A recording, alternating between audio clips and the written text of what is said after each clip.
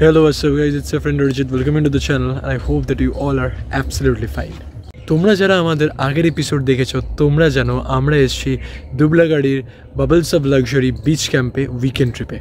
First এপিসোডে আমি তোমাদের কাছে তুলে ধরেছি তোমরা এই বিচ ক্যাম্পে কী করে পৌঁছাবে, আর আমরা এই ক্যাম্পের যে সুইস টেন্টে আছি সেই টেন্টের রুম টুরও দিয়েছি, তার সঙ্গে খাবার কী কী আছে অ্যান্ড এই বিচ ক্যাম্পে তুমি সারাদিনে কী কী অ্যাক্টিভিটিস করতে পারবে, পুরো বিচের ভিউ সব কিছু তোমাদের দিয়েছি। আর এই ভিডিওর মধ্যে আমি তোমাদের বলবো যে এই বিচ ক্যাম্পে আর কী কী রুম অ্যাকোমোডেশনস আছে, তাদের প্রাইস অ্যান্ড এই বিচ ক্যাম্পের ফোন নাম্বার সব কিছু তোমাদের সঙ্গে শেয়ার করব। কিন্তু তার আগে চলো এই সুন্দর সকালের যে বিচের যে আবহাওয়া, যে বিচের যে সৌন্দর্য সেইটা তোমাদের সামনে তুলে ধরি।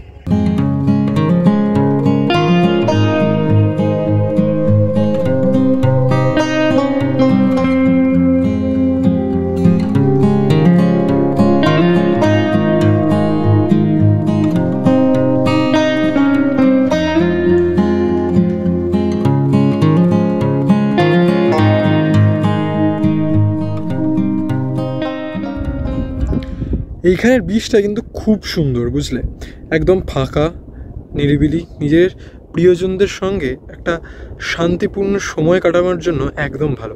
কিন্তু যারা সমুদ্র ভালোবাসো না, যারা সমুদ্রে চান করতে ভালোবাসো, তারা বুঝতে পারছো যে এই বিচে কিন্তু জলটা একটু কম, মানে অনেকটা দূর কিন্তু তোমাদের যেতে হবে যদি তোমরা এই বিচে চান করতে চাও।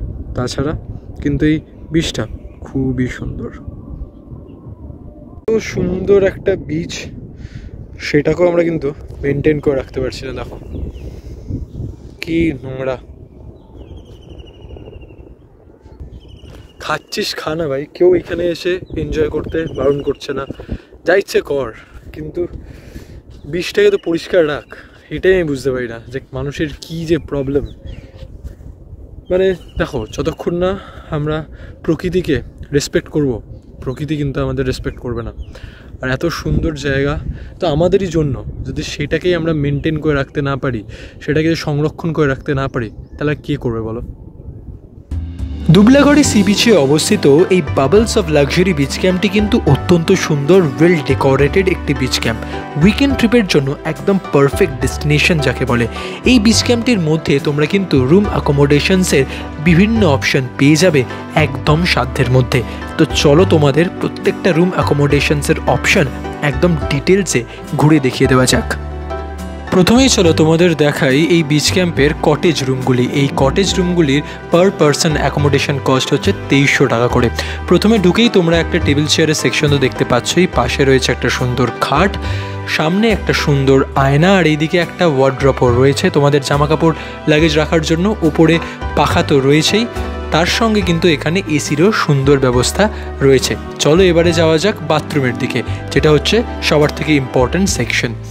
দেখো বাথরুমটা কিন্তু বেশ neat and clean, well decorated, ওপরে গিজার রয়েছে এবং ওয়েস্টার্ন স্টাইলের টয়লেটও রয়েছে। এবারে চলো তোমাদের দেখাই সুইস টেন্টগুলো, যেইখানে পার পারসন অ্যাকোমোডেশন কস্ট হচ্ছে 2000 টাকা করে।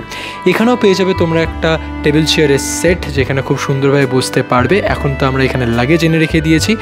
পাশে পেয়ে যাবে একটা সুন্দর বড় খাট, যেখানে কিন্তু ইজিলি 3 জন থেকে যেতে পারবে। এইখানেও এসির সুন্দর ব্যবস্থা রয়েছে, আর তার সঙ্গে সঙ্গে ওপরে কিন্তু পাখাও রয়েছে এখানে। আর এইখানে রয়েছে চার্জিং পোর্ট। আর এই সেকশনটা কিন্তু বেশ সুন্দর, যেখানে কিন্তু পুরো চেঞ্জিং রুম বলতে পারো। একটা সুন্দর মিরর তো রয়েছেই, তার সঙ্গে একটা সুন্দর ওয়ার্ড্রপও রয়েছে, যেখানে কিন্তু ইজিলি তোমরা তোমাদের লাগেজ রেখে দিতে পারো। এবার চলে আসছি বাথরুমের সেকশনে।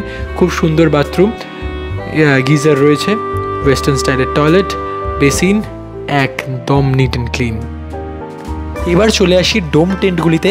এখানে কিন্তু পার পারসন অ্যাকোমোডেশন কস্ট হচ্ছে 1300 টাকা। আর এখানে কিন্তু কোনো রকম অ্যাটাচ বাথরুম নেই, কমন বাথরুমের অপশান রয়েছে এখানে। ক্যাম্পের ঠিক পেছন দিকে রয়েছে সুন্দর বারবিকিউ করার জায়গা, তার সঙ্গে কিন্তু সুন্দর বসার অ্যারেঞ্জমেন্টও করা আছে। আর এই ফুটেজটা হচ্ছে আমাদের আগের দিনে যে আমরা বারবিকিউ করেছিলাম সেই ফুটেজ। আর এই বারবিকিউ করতে আমাদের এক্সট্রা 600 টাকা দিতে হয়েছে, যার মধ্যে কিন্তু আমরা সুন্দর 16 পিস মতন চিকেন পেয়েছিলাম।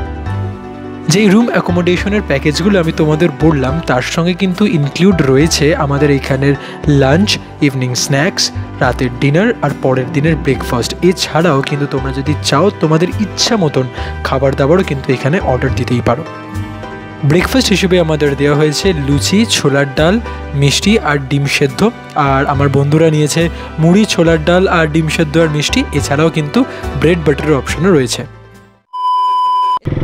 ঘড়ির কাঁটায় বাজে 11:15 আর আমরা বেরিয়ে পড়লাম bubbles of luxury beach camp থেকে বাড়ির উদ্দেশ্যের যাত্রায়। একটা সুন্দর উইকেন্ড ট্রিপ আমরা এখানে কাটালাম।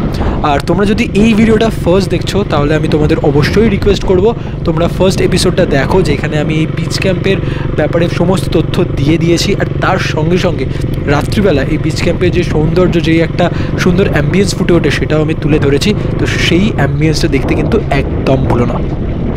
গুগলে দেখাচ্ছে এখন ওয়েদার টেম্পারেচার হচ্ছে 35-36 ডিগ্রি সেলসিয়াস, কিন্তু তার থেকেও বড় কথা ফিলস লাইক দেখাচ্ছে 45 ডিগ্রি সেলসিয়াস, মানে ভালো রকম গরম আছে। আর সত্যি কথা বলতে গেলে এই 16 কিলোমিটার মানে হলদিপাড়া মোড় অবধি যাওয়াটা কিন্তু বেশ একটা টাফ জিনিস হতে চলেছে, কারণ রাস্তার কন্ডিশন একদম ভালো নয়।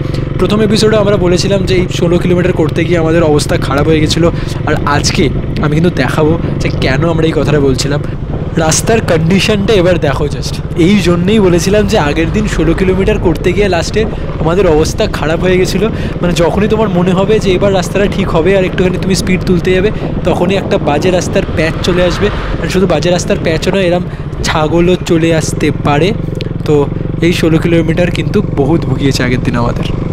এই জায়গাটা দেখো, মানে ধুলো, গরম, বাজে রাস্তা, সব কিছু মিলিয়ে অফরোডিংয়ের এক্সপিরিয়েন্সও হয়ে যাচ্ছে। সবার থেকে বড়ো কথা কী বলো তো, যখন তুমি প্রায় 270 কিলোমিটার করে আসার পর লাস্টের দিকে এরকম 16 কিলোমিটার 17 কিলোমিটার এরকম বাজে রাস্তা পাবে না, তখন তোমার আর কি কোনো পেশেন্স লেভেল থাকবে না। অ্যান্ড তোমার মানে টায়ার্ড থাকবেই। তারপরে এরম বাজে রাস্তার কন্ডিশন হলে জাস্ট আর নেওয়া যায় না। তো দেখে তো মনে হচ্ছে যে রাস্তার কাজ চলছে, যত তাড়াতাড়ি রাস্তার কাজটা ঠিক হয়ে একটু ভালো করে দেয় ততই ভালো ভাই। তো অ্যাট লাস্ট আমরা 16 কিলোমিটার ক্রস করে হলদিপাড়া চক বাজারের মোড় থেকে আমরা NH-16 ধরে নিলাম। আর কোনো সমস্যা নেই। আর সত্যি কথা বলতে গেলে আগের দিনের তুলনায় আজকে কিন্তু অত বেশি কষ্ট হয়নি।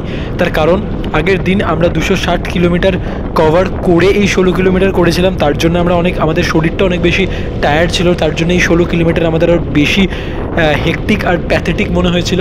কিন্তু আজকে যেহেতু আমরা ফ্রেশ ছিলাম তার জন্য অতটা মনে হয়নি। বাট তোমাদের যেইটুকুনি ভিডিও ক্লিপ দেখিয়েছি তাতে বুঝতেই পারছো যে রাস্তার কন্ডিশন ওই 16 কিলোমিটারটা কতটা প্যাথেটিক।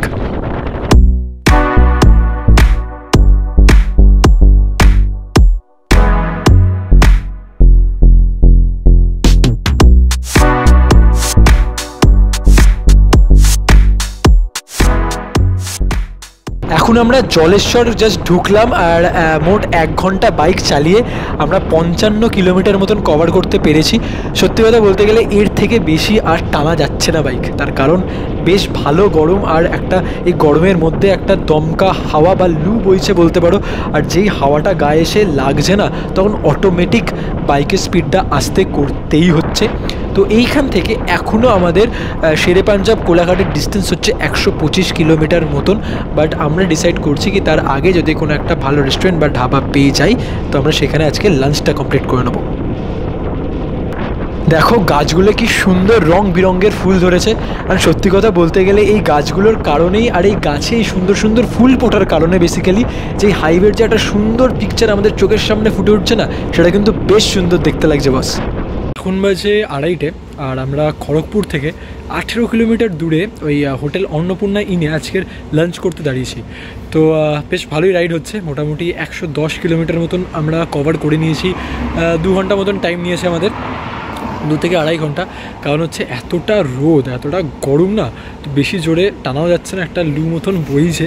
কিন্তু গরমটাকে যদি আমরা সাইডে রাখাই তাহলে কিন্তু বেশ সুন্দরই রাইড হয়েছে, কারণ রাস্তা ওই 16 কিলোমিটার পর কিন্তু বেশ ভালো। তো চলো, খিদে পেয়ে গেছে, ভেতরে যাই আর আজকে লাঞ্চটা করা যাক। খাবারে আছে ভাত, আলুর চোখা, আলু ভাজা, পোস্ত, এদিকে শুক্তো, স্যালাড তো রয়েছেই, তার সঙ্গে ডাল আর মাছের ঝাল আছে, এখানে কাতলা মাছের ঝাল। আর এইটা হচ্ছে তোমার চাটনি, দই, পাঁপড়। সুন্দর প্লেটের দাম হচ্ছে 180 টাকা প্লেট। আকাশও সেম জিনিসটা অর্ডার করেছে, আর অরিত্র আর সায়ন করেছে এখানে চিকেন বাটার মশালা আর তন্দুরি রুটি। 2000 years later.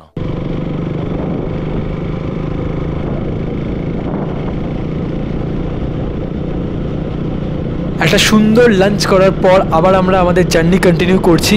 সত্যি কথা বলতে গেলে ওরা কিন্তু সেরা বাইক চালাচ্ছে। এটা সায়নের অরিত্রর ফার্স্ট বাইক ট্রিপ, আর যেভাবে এই বাজে গরমের ওয়েদারের মধ্যে ওরা মাথা ঠান্ডা করে বাইক চালাচ্ছে, সত্যি হ্যাটস অফ টু দেম। আর তোমরা যদি খড়গপুরের আশেপাশে আসো আর হাইওয়ে দিয়ে যাচ্ছ, এই হোটেল অন্নপূর্ণা ইনে কিন্তু তোমরা চেক ইন করতেই পারো। খুব ভালো খাবার ওরা পরিবেশন করছে অ্যাট আ রিজনেবল কস্ট। আর ওয়েদার কিন্তু অনেকটা ভালো এসছে, ভালো মানে রোদের তাপ অনেকটা কমে গেছে, একটু ক্লাউডি ওয়েদার হয়ে গেছে। তো বাইক চালাতে আশা করছি অত বেশি কষ্ট হবে না, কারণ এখনও আমাদের কিন্তু 170 কিলোমিটার মতন কভার করতে হবে বাড়ি পৌঁছাতে গেলে। আর আমরা ঠিক করেছি এরপরে আমরা একবারে শেরে পাঞ্জাব ধাবায় গিয়ে আর একটা ব্রেক দেবো। আর শেরে পাঞ্জাব ধাবার ডিস্টেন্স কিন্তু এইখান থেকে মোটমাট ওই 70 কিলোমিটার মতো। ঘুমলি বাইকের পেছনে বসে বসে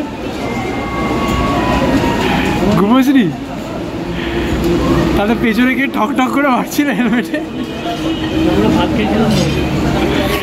ভাই সায়ন কি সেম কাজটা করেছে? কারণ ভাই দেখেছেন পুরো রাস্তা জেগে পেছনে বসে আছে, কিন্তু চুপ, কাঁচ নামিয়ে কাছের ভেতরে যে কী হচ্ছে আমি জানি না, কিন্তু চুপচাপ বসে আছে। আরে পেছন থেকে দেখি ঠক ঠক করে মারছে। জাস্ট আমরা একটু শেরে পাঞ্জাবে দাঁড়িয়েছি একটু জুস খাওয়ার জন্য। যা গরম পড়েছে, একটুখানি রিফ্রেশমেন্ট খুবই দরকার, শরীরটাকে হাইড্রেটেড রাখতে হবে, নয়তো কিন্তু খুব সমস্যা আছে। কেমন খেতে ভাই ফ্রেশ লাইম সোডাটা? এটাকে আমরা স্কুল থেকে বেরিয়ে বরফের গোলা খেতাম কাপে, যেমন আইডেন্টিক্যাল টেস্ট, পুরো সেম সেম। শুধু বরফটাই নেই নাকি? না, বরফ আছে, কম আছে। স্যার এটা কি রে? ওয়াটারমেলন। হ্যাঁ, ওয়াটারমেলন কেমন খেতে? গরমে দুধ ঝরছে লাগে ভাই, দুধ ঝরছে। 2000 years later. শেরে পাঞ্জাব থেকে একটা সুন্দর হাইড্রেশন ব্রেক নেওয়ার পর আমাদের বাড়ির উদ্দেশ্যে জার্নি লাস্ট 90 কিলোমিটার কমপ্লিট করবার উদ্দেশ্য নিয়ে আমরা কিন্তু রওনা দিয়ে দিয়েছি। ঘড়ির কাঁটায় কিন্তু অলরেডি 5:30 বেজে গেছে। আর আমার মনে হয় এই লাস্ট 90 কিলোমিটার কমপ্লিট করতে আমাদের 2 ঘন্টার মতন সময় লাগতেই পারে, কারণ সন্ধে হওয়ার সঙ্গে সঙ্গে যেমন রাস্তাঘাটে আলোটা অনেক কমে যাবে, তেমনি কিন্তু যানবাহনের পরিমাণ অনেকটা বেড়ে যাবে। তাই জন্য কিন্তু বেশ সাবধানতার সঙ্গেই আমাদের রাইডটা কন্টিনিউ করতে হবে।